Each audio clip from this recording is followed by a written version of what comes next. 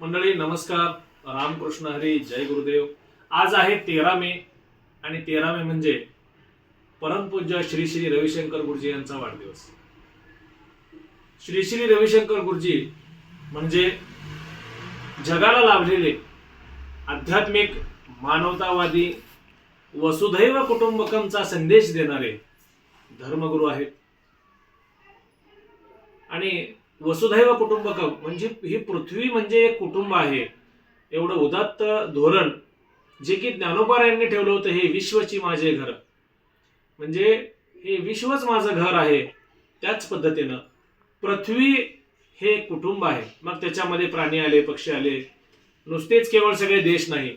काही वर्षापूर्वी दिल्लीला त्यांनी एक सत्संग समागम ठेवला होता आणि त्या सत्संगामध्ये जवळपास 150 पेक्षा जास्त देश सहभागी झाले होते। मग प्रत्येक देशाने आपापली संस्कृती त्या ठिकाणी सादर केली। 25 लाख लोक काहीतरी होते, 8 लाख कलावंत त्या ठिकाणी एकत्र केले होते। खूप सुंदर असा त्यांनी तो ब्रह्मनाद त्या ठिकाणी केला होता। आणि सांगण्याचा उद्देश असा आहे की संताची ह्या जगाला असलेली गरज ही ते भरून काढत आहेत। सध्या प्रत्येक युगामध्ये संत होत गेलेले आहेत आणि संतांचं कामच आहे ते की या जगाला जागवण्याचं काम ते करत आहेत।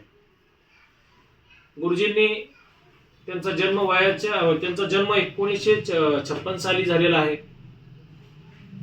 पापनाशम या गावी त्यांचा जन्म झालाय आणि त्यानंतर आर्ट ऑफ लिव्हिंग या संघटनेची त्यांनी सुरुवात केलेली आहे।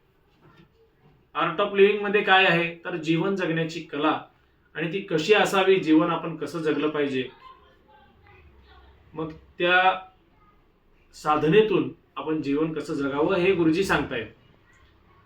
आणि या संघटनेचं काम 150 पेक्षा जास्त देशामध्ये सुरू आहे। वास्तविक गुरुजींचं आता 69 वय सुरू आहे।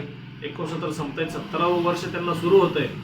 पण त्यांच्या चेहऱ्याकडे बघितल्यानंतर ज्ञानोबारायांच्या ओवी आठवल्याशिवाय राहत नाहीत की साधू बोध झाला तो नरून या ठेला, ठाईच मुराला अनुभव, कापुराची वाती उजळली ज्योती, ठाईच समाप्ती झाली जैसी। म्हणजे साधूचं वर्णन, साधू कसा असतो तर साधूचं अंतःकरण कसं असतं, लोण्यापेक्षा मऊ असतं, त्याचप्रमाणे साधूची वाणी असते, त्याचप्रमाणे साधू बोलत असतात। गुरुजींचा आवाज ऐकल्यानंतर असं वाटतं की लहान मुलगा बोलतोय काय की, असं का वाटावं। साक्षात ईश्वराचा भास त्या ठिकाणी आपल्याला झाल्याशिवाय राहत नाही। संत तुकोबाराय म्हणतात, देवते देवते संत निमित्त त्या प्रतिमा, संत हेच देव आहेत असं 2 वेळा तुकोबाराय या अभंगाच्या चरणामधून सांगतायत की ह्या प्रतिमा वेगवेगळ्या आहेत, साक्षात ते देवच आहेत। अशा देवत्वाला आता आपण मानवतावादी धोरण आपला आपण वाढदिवस वगैरे मोजत असतो, पण हे संत अवतारी पुरुष असतात आणि अभिष्ट चिंतन, वाढदिवस हे आपल्यासाठी लौकिक गोष्टी आहेत, पण त्या लोकांसाठी ह्या गोष्टी गौण असतात। तरी सुद्धा एक प्रेम भावना, एक आदर भावना म्हणून मी स्वतः आणि गुरुजींना आणि गुरुजी यांच्या सर्व अनुयायांना, आर्ट ऑफ लिव्हिंग परिवाराला गुरुजींच्या वाढदिवसाच्या लाख लाख शुभेच्छा देतो।